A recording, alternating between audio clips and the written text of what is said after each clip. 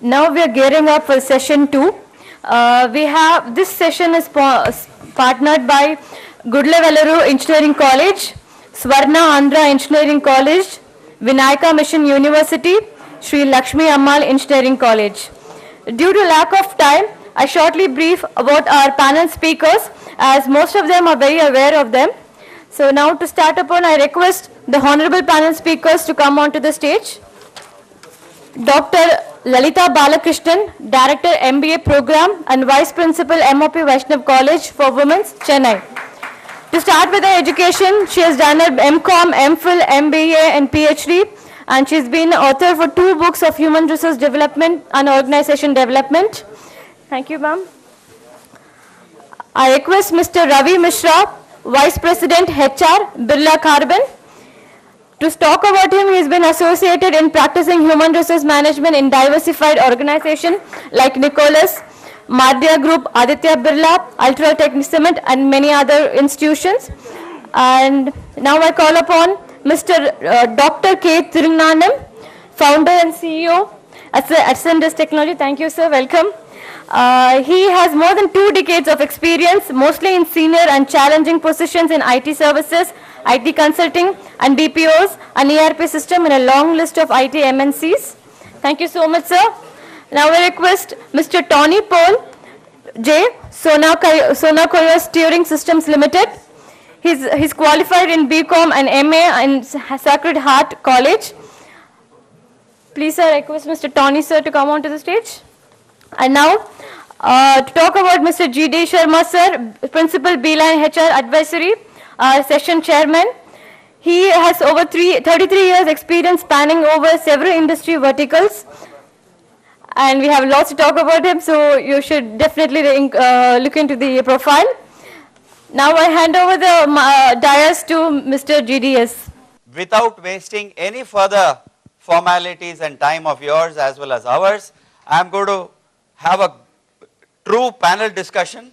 They are not going to come and make their presentations here. I have already briefed them, so I don't think they are disappointed.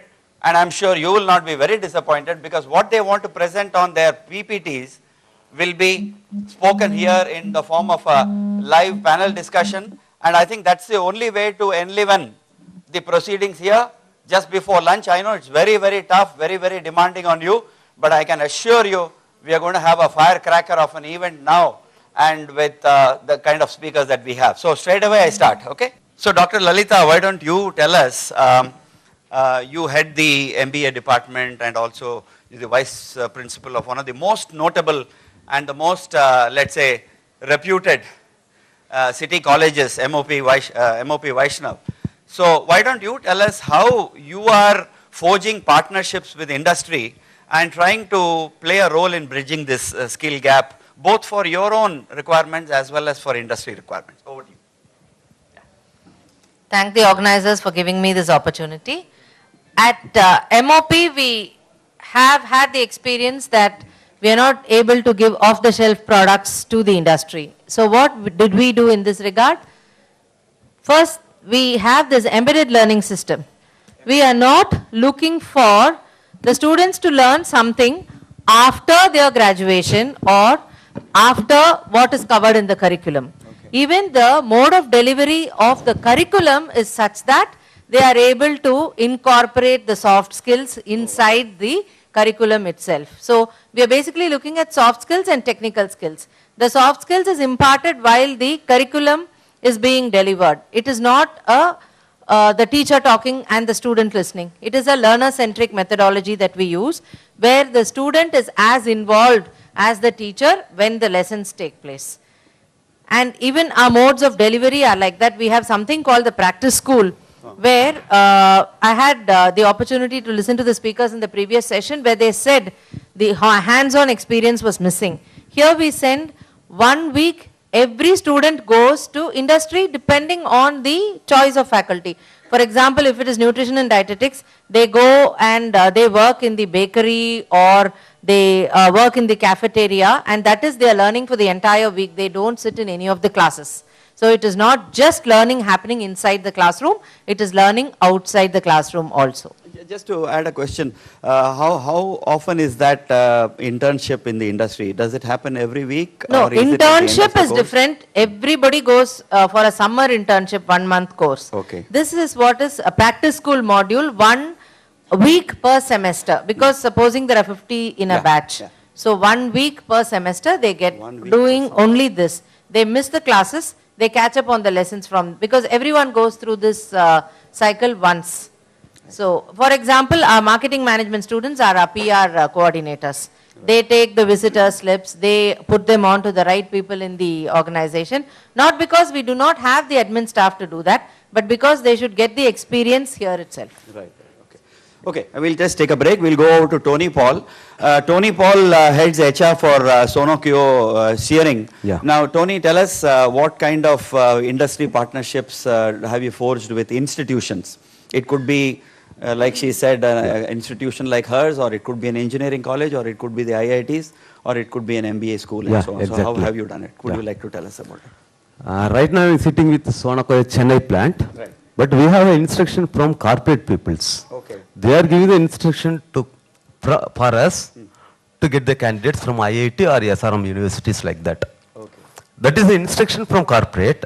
We have to deliver to the universities to select the candidate. No. But it is my personal opinion. Okay. As a head HR to Sona Chennai, I am willing to take the candidates by how I expect my employee as a student. Like that, I am expecting there is a gap between the employer. As an employer part, I am sitting as an employer. But as a student, the college should deliver the students to me. In that case, I feel some gaps. What is that gap means? The universities or colleges who brings the students to the institutions, industry. How I expect means the coming inside the employee, Okay. the students, is the coming employee. Quality of the The students. quality of the students should be Okay. academic average is enough for me for every industries. Right. Appadi is academic is fundamentally is 50%. Okay, okay. Average. But the attitudes, what the innovative thinkings, How what I should be there after 5 years, Okay.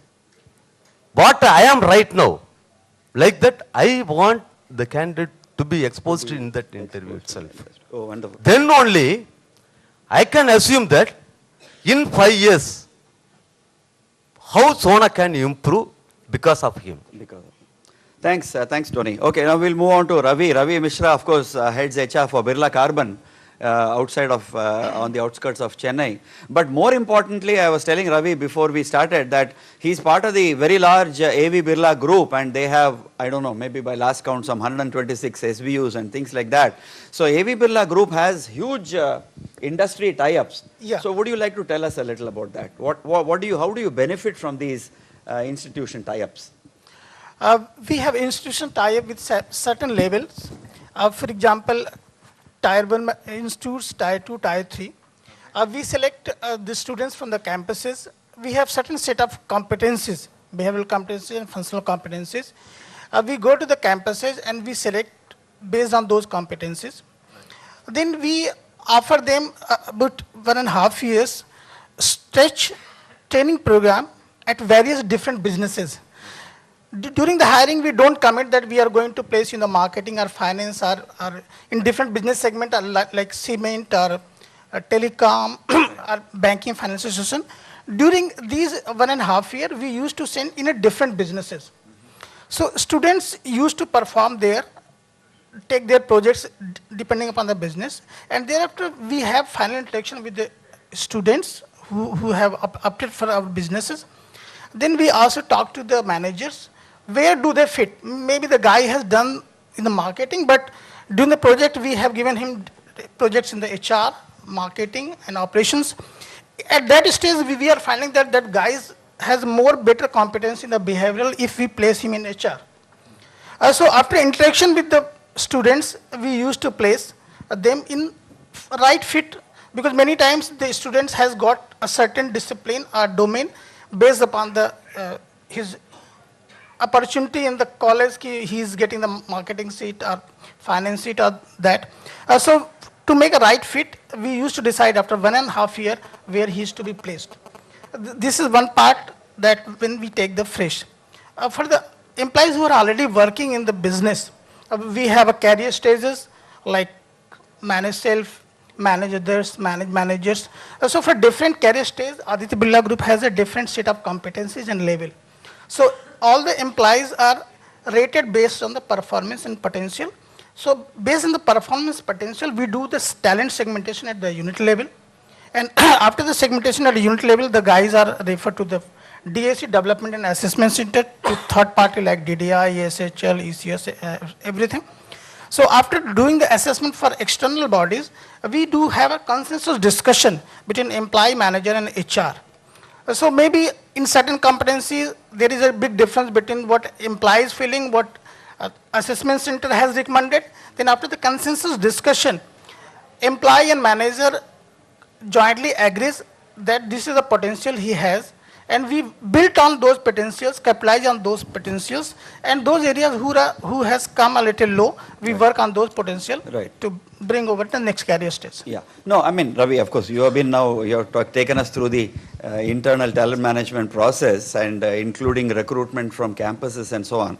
As you will realize, the focus here in this discussion is to see how industry and institution have collaborated in the form of, for example, today the government of India is insisting, or rather mandated, that industries now should adopt ITIs and other such centers of excellence and create centers of excellence by adopting these ITIs in your own geographical areas and provide both academic as well as financial and professional inputs, thus raising the overall levels and capability levels of these institutes and so on. So I'm sure AB Birla Group must have adopted certain ITIs or maybe helping certain other institutions to improve their curriculum to make it industry relevant and so on. So can you tell us a little more on a focused way on that actually? On that front, we have adopted many ITIs and that's diploma what we holder wanted to institutes. talk about. We are doing it 3 ways. One is that we are making whole infrastructure, providing the faculty from our industry to train those students. And in certain cases, we are also assuring the employment if they are performing to a certain level. Otherwise, we are able to make them employability elsewhere as well. So certain institutions we are owning, and certain institutions we are helping as a free, faculty from our industry. And we are providing technology, skills. This is how we are doing in both the way. We are owning institution and we are providing faculty and infrastructure support. To maintain that. Okay, good. Thank you. Dr. Thiru, what would you have to say on industry-institution collaboration for bridging skill gap? Your experiences, please. Probably, first of all, my thanks to the whole tech, and also it's great to be with GD Sharma. I always looked at him as a mentor. We from the recruitment space, we know about him a lot. Coming back to this topic, the institution has got a onerous responsibility to prepare the students to become an employee. This is the first and foremost necessity and the single focused objective of creating the institution in the country. This is the first focus. And second, the institution, they should invite the industries, or industries are participating in spite of making it, industry means it's a commercial organization, let us be very clear. Education is a service, now it has become more of commercialized, but still it is a service. But here, industry means it's purely commercial part.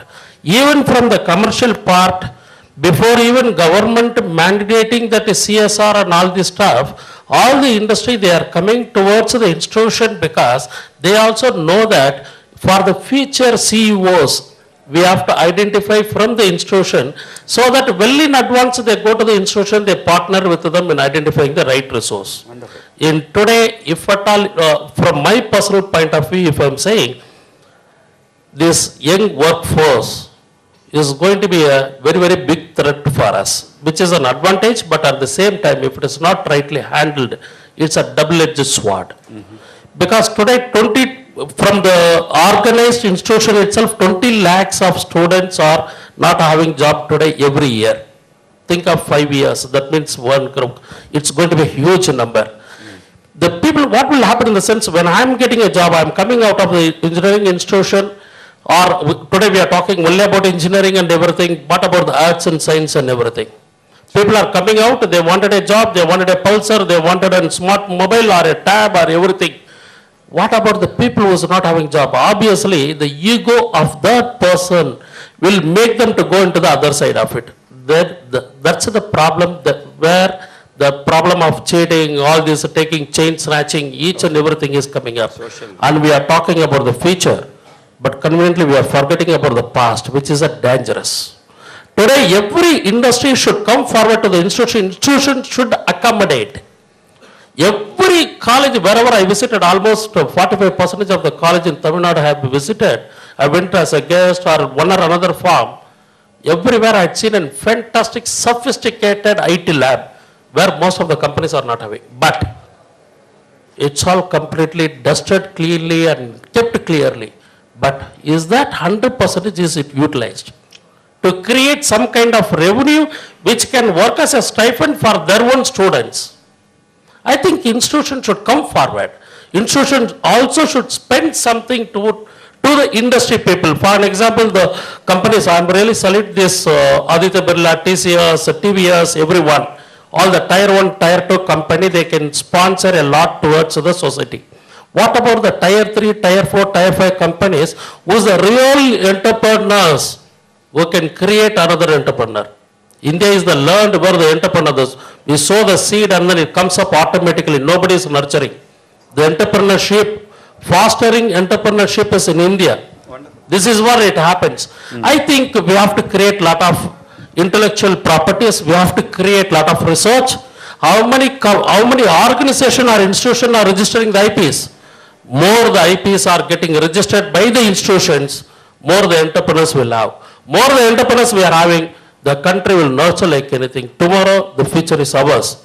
But today, we look at it, it's a dark shaded. It's seriously dark shaded. More the young workforce, one way it is an advantage, the other way, again, I would like to say that, which is a threat. Which is a threat. I think that's where we need to concentrate a lot. Wonderful. Of Thanks, sharpening Dr. skills. Thiru. I think he has given us, at least the way I look at it, he has brought us to the next area of focus, which is what I would like to start with Dr. Lalita Balakrishnan.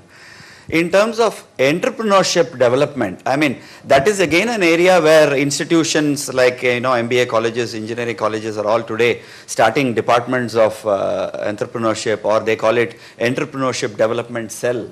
And they bring a lot of SMEs and MSMEs into this partnership and create, awareness for entrepreneurship and so on and so forth. So is MOP doing something on those lines? Yeah, we have an entrepreneur development cell from 1998 onwards, and we have an incubation center. Incubation center. Where, say, we identify, we don't put everyone through that, some of them, especially we have a lot of students from the business community in our college. Right. So we put them through this incubation training, and after a month-long training, then they are given, lectures as well as hands-on training is given to them by experts in the field. Anything from, in fact, we have a cosmetology lab in our college. We have fashion designing, jewelry designing, whatever they choose to excel in.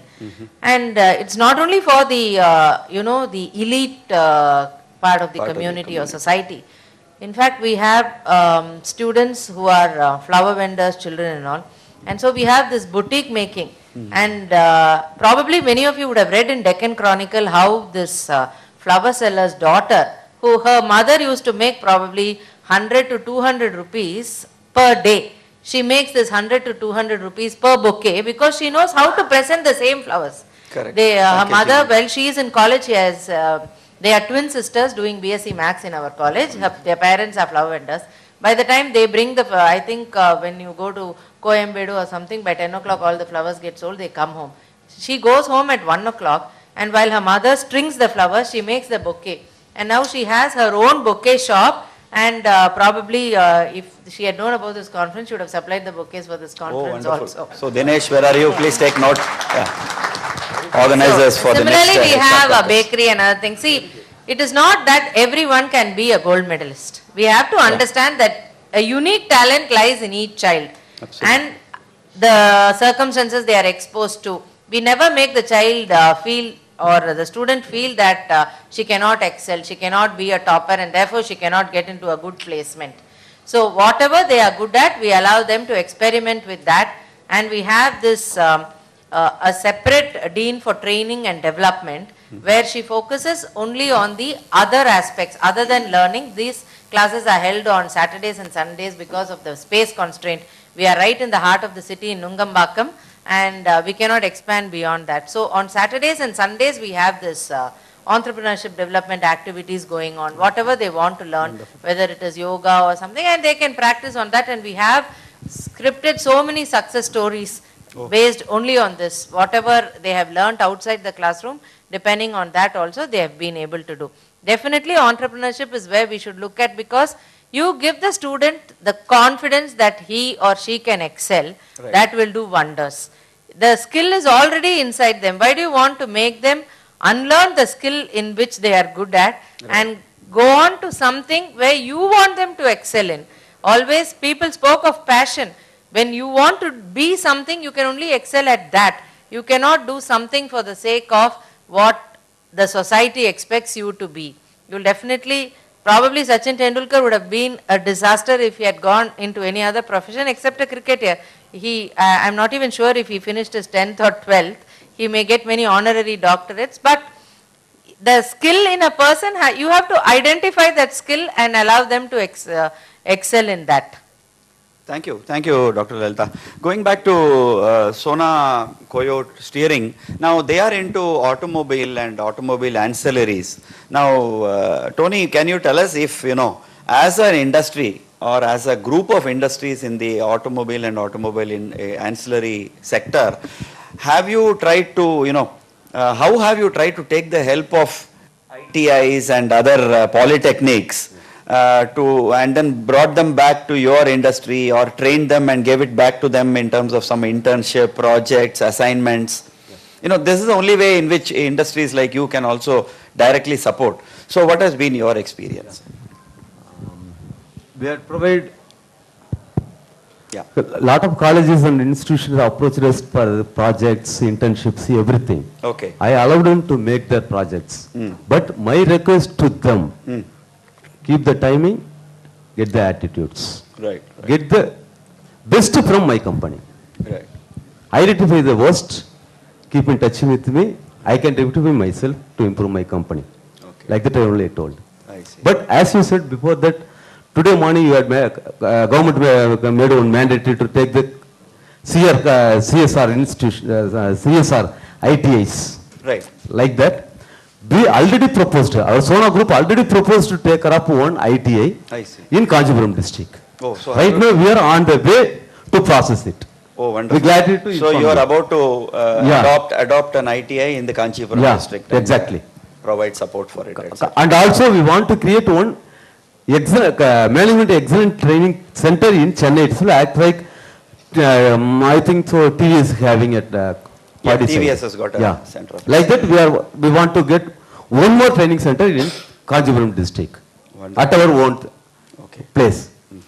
And apart from that, the institutes are those who give the students as implant training or internships. I request the students, not the institutes, institute representatives. That means not a placement officer or like her as a mentors. HRDs, yeah. Only I request the students, make the view, right now what is I am, after 5 years, what I should would like I? to be. I see. Some kind of a vision Yeah. for the individual.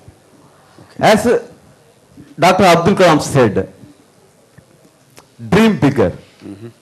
Think big. Kanavu kaanbom, kanavu kaanungal, அது நல்லா பெரிய கணக்கானிட்டு போனது. நான் 5 வருஷம் கழிச்சு I want to be a CEO. Right. At least at the time I can able to as a president. Right.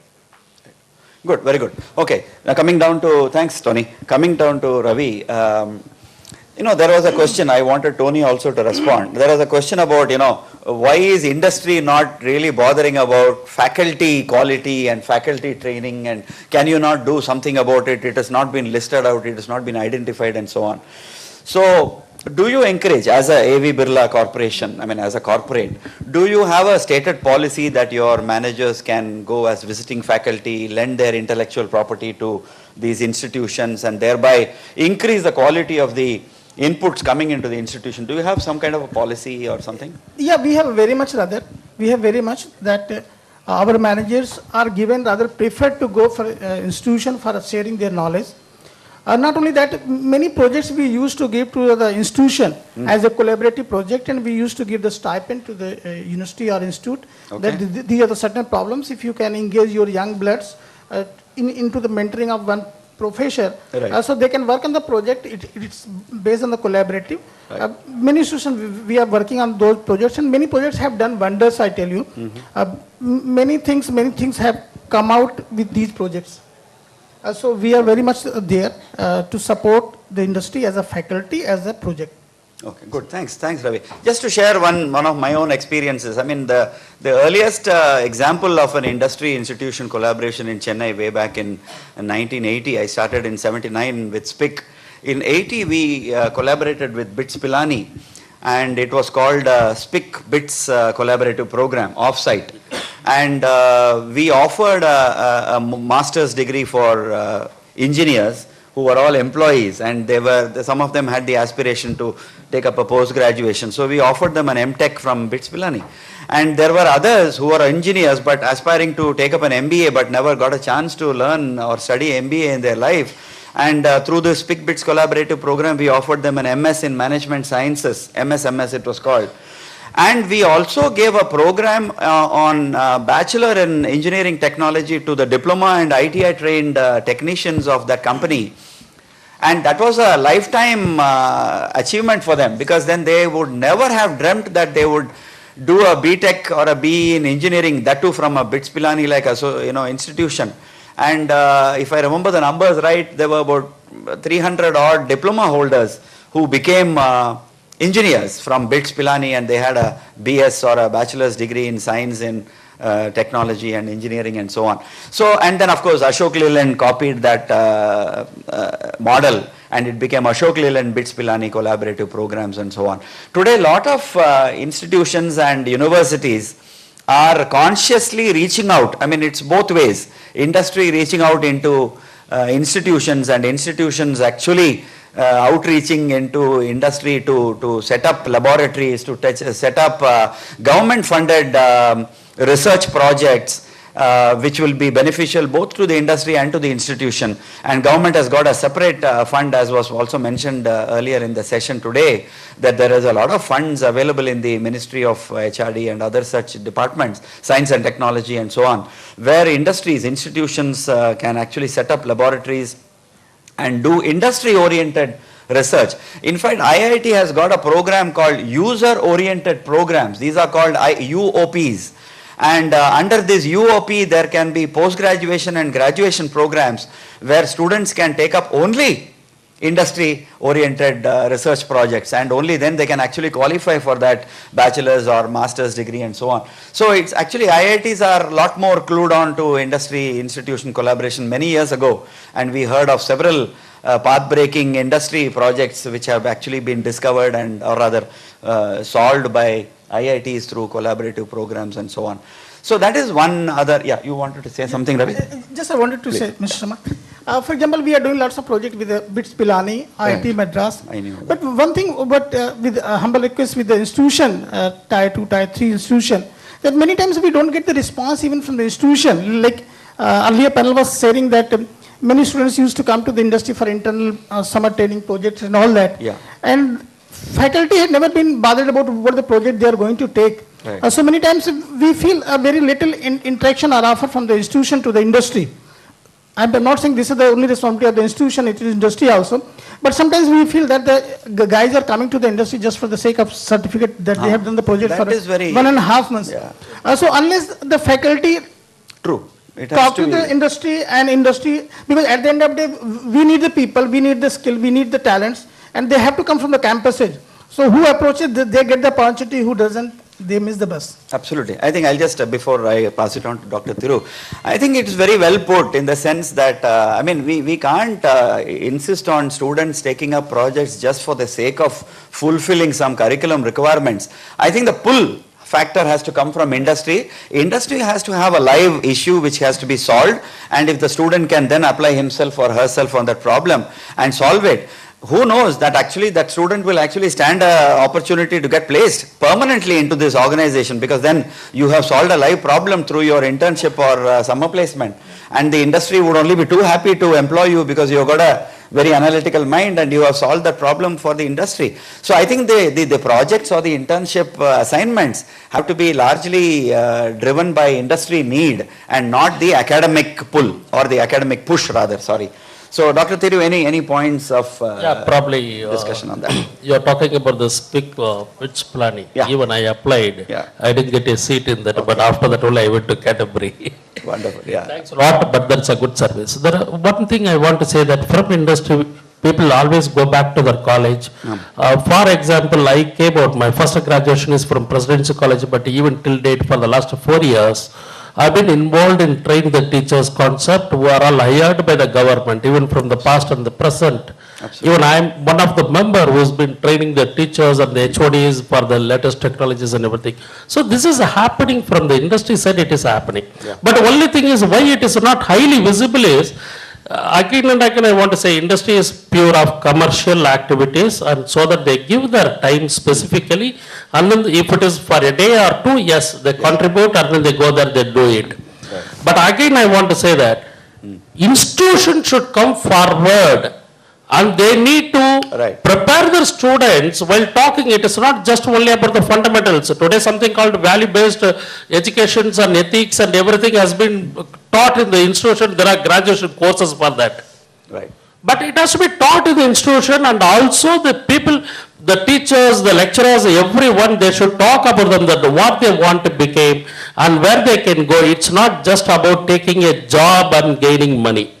Today, boss, you are very much aware, lot of IT guys, now they resign the job, they go back to their village and they started doing, selling all vegetables and everything from house. Organic farming. Organic farming and everything. All the e-commerce, how it started. According to me, in my opinion, e-commerce was highly successful in India only because of the students.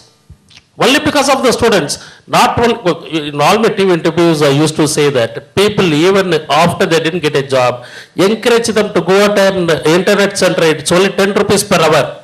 Even if they don't have a system, let them go there. Per day 10 rupees, 1 hour they can spend. 30 days if they spend, they can have a website, neighborhood online. They can sell, they can buy, they can do, they can create directories, then they can sell it to any organization. Today, if anybody comes for an interview, if you ask them that what about you and what you are doing and just tell me about yourself, immediately they will start, my father is this, my mother is this, my brother got married, my sister-in-law is this, everything. But they will not talk about themselves. What they are, True. what they want to become, as Tony was saying, what they want to become, and what they have done, what is their project. The project will talk about something about the informatic and everything which is on the high level. Or otherwise, it will be the old ideal period, meaning which is 10 years old. Somebody has done big data, so everyone will do a project on big data. Man, that is not important. You should do, the students must do a very, very small project. Take your tiny particle and make it exaggerated. Correct. And do a project which Go can deep be into. useful to the society. Or do a small project which can be useful to their own college for a library management system, or for attendance management system, or for a SMS sending within the college, or collaboration with, or bonding with the other students. This can come out only from the Karta, that is only from the Guru. Guru is the first parent. Physical parents forget that Mada, Pida and all, the Guru. Guru is the one who can teach, Guru is the one who can put them in the right track.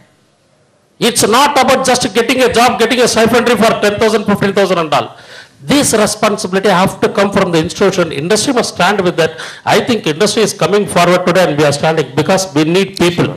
Today the problem is unemployable people, not about employment. Employment we have huge, but we have people unemployable. It is not matching, 1 equal to 1, it's not matching. That's the problem today. Okay, Guru, thanks. Now we'll pass on to, I wanted to pass on to Dr. Lalita. I mean, before you say what you would like to say, a little about faculty services from industry. How are you utilizing them? And what kind of, what better things can be done in the area of faculty improvement in the institutions, where the industry can play a role? I think that was a very pointed question from one of them. So let's try and answer that from you.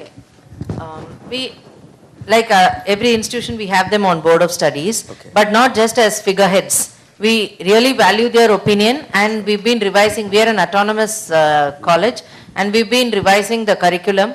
Like, for example, whatever is the trend in the industry we have. Even 10 years before, we introduced this software testing, and all our students were placed. Even, the computer science students, they were able to compete with computer science engineers and get better jobs. So that way, because we had introduced that subject when it was the need of the hour, not after others started coming in. We had the first mover advantage on that surface. And we have all our electives for the MBA program handled only by guest faculty. That is, people who are working in the industry, who have had years of experience in the industry, not because our core faculty strength is insufficient or they cannot teach. When it comes from the person who stood on the shop floor or who's worked there, that experience really makes a difference. In fact, our marketing elective students, they have undertaken, they've been part of this Big Bazaar sale. They stand there from 8 o'clock in the morning till 6 o'clock in the evening. They see how the things take place in a sale. So it is only when you dirty your hands, you know how it is. Any CEO, if you have seen, would have done that and then only come up to this level. Absolutely. So it is not that you straight away finish your MBA degree, go to your convocation and sit in an AC room and have other people to do your work for you. That is not the way we bring up our students. We give them the hands-on experience in the real sense of the term. Absolutely, absolutely. So we do have people, and we have industry experts coming into our college as part of colloquia. We have Mr. Sharma has not yet come, but Mr. Suresh, who's sitting there, has come umpteen number of times to our college as guest faculty to talk, to share his experiences. We don't make it topic specific at all. Whatever you people have learned while you were doing your job is the curriculum for our students. Because we can't find that in any textbook, and they cannot read it on the internet either. So that is the sort of experience we want to give to the students, and that is the reality check with which they need to go out in the world. Absolutely. So that, and what I wanted to say earlier was the consultancy. That is one other area where industry and institute can collaborate. In fact, we've done a project for ITC, their matchmaking factory. How the matches are actually done. That was an exercise. When they see it on the screen, our media students had done that.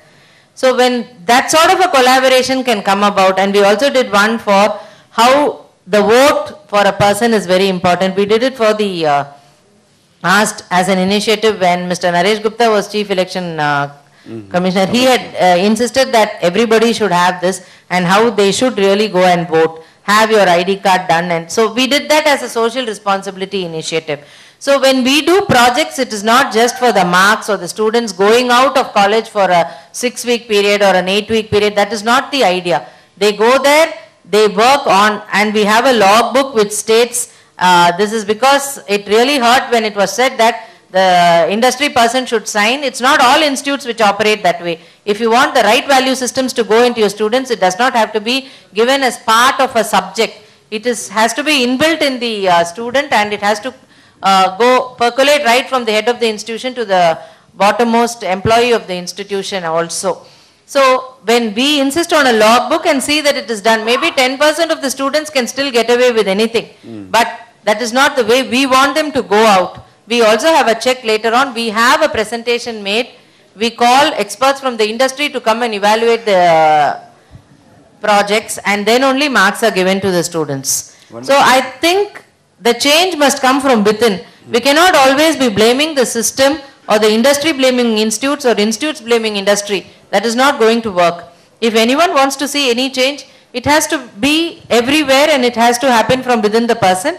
You change yourself, you change the way you see other things. I'm sure the change is going to be the right one. And when everyone is looking for India to become a superpower in 2020, I think each one of us has to say, okay, I will not do this now. I will do it the way it has to be done.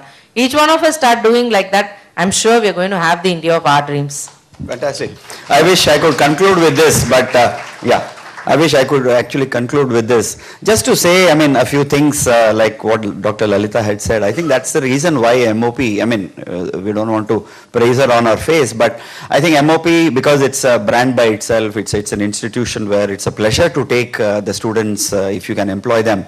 I think that's why MOP is what MOP is, and because of the quality with which they do these things. So just to kind of wrap, we want to say something? Yeah, probably. I thought you were wanting to say today something. the government is spending so much through NSDC, and there are various, the number 1, tier 1 institutions and tier 2 institutions, the educational side. They go there, they approach, they take money, they train the people and everything. But rather than even these own colleges, without even bothering about the government money, they can come further down to the down south. Completely to the rural side. They can go and they can teach a lot. Look at the not only ITIs, not only the polytechnics, even the arts and science college. Today we are into the translation services. We emerged, we need a lot of translators. Translation, editing, proofreading. The person who can read books only can do the proofreading. And that reading habit itself lost. That we have to bring it back. That only the institution can do that. Today, the language proficiency is the one which is going to have a very, very big, probably 5% of the opportunity in the whole employment across the globe, we are going to have it. So I think the language services, the complete learning all the language across globe, that is also to be cultivated. And that we have to take it to the people. We have to create an interest for that. That's what I just thought of that. Absolutely, very nice. Just to wrap up this subject, and of course, to add one more final dimension to this subject is that, you know, many of us may be not aware, some of us are aware, I hope.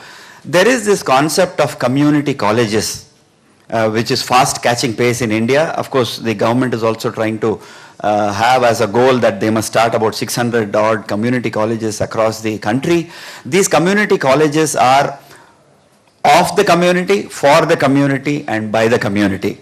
And they actually pick up children who are from very low strata of the society, who are from broken homes and who require rehabilitation and help and things like that. And so these community colleges actually offer direct industry relevant vocational trades which are all employable directly from day one. Like for example, she was mentioning about nutrition and things like that. So nutrition and dietetics, nursing, tailoring, household electrical wiring, air condition mechanic, lift mechanics, carpenters, plumbers, and what have you. And all these are directly adding to the skill pool of the country. And today evening at the end of the day, we are going to honor and grant the Lifetime Achievement Award to one gentleman who has given up all the luxuries of a job and even family life for that matter.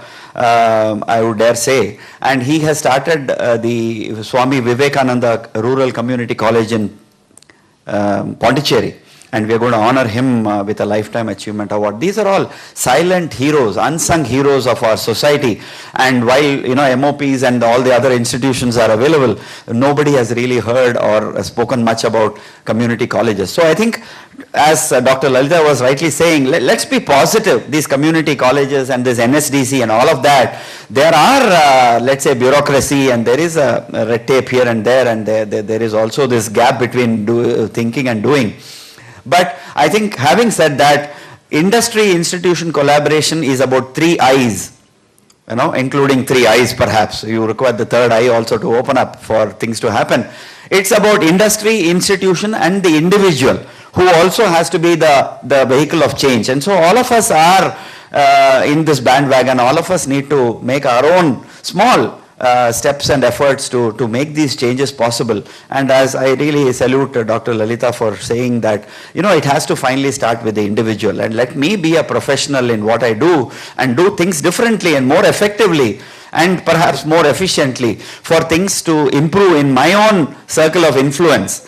And so therefore in our institution and our colleges, in our organizations, let us be the vehicle of change. Let us be the change that we want to see happen. And so, ladies and gentlemen, thank you very much. I wish to thank Dr. Lalita Balakrishnan, Dr. Thiru, my friend Ravi Mishra, and of course Tony from Sona Kio Steering for making this group discussion a little more lively. Perhaps more because we are just before lunch and there is lunch now waiting for us. So I think if I may declare lunch, we'll have the question and answer during lunch time.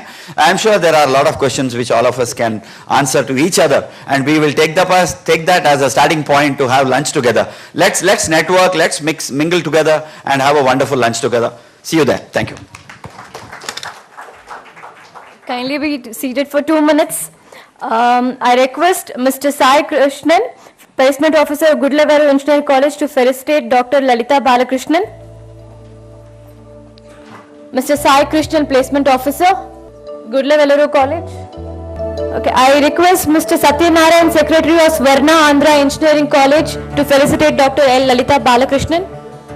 Can I have Mr. Sarvanan, Placement Officer of Vivekananda? Okay, Mr. G.D. Sharma sir, kindly felicitate.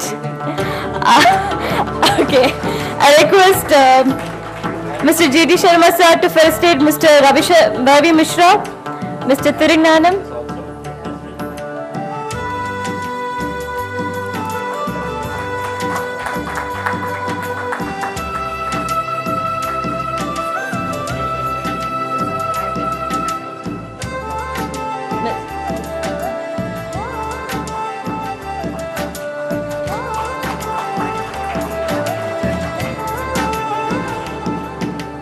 Mr. GDS sir, please honor Mr. Ravi Mishra sir.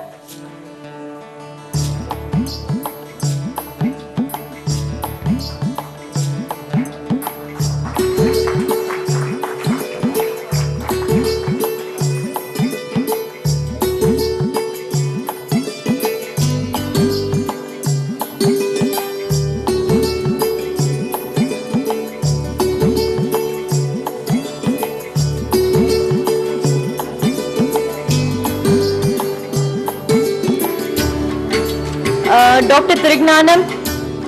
Yeah. Yes.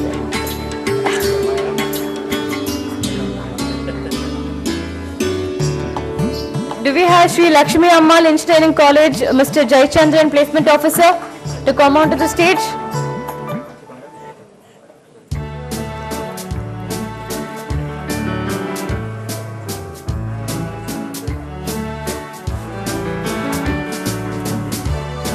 I request Mr. Jayachandran, PO of Sri Lakshmi Ammal, to honor Mr. Tony Paul.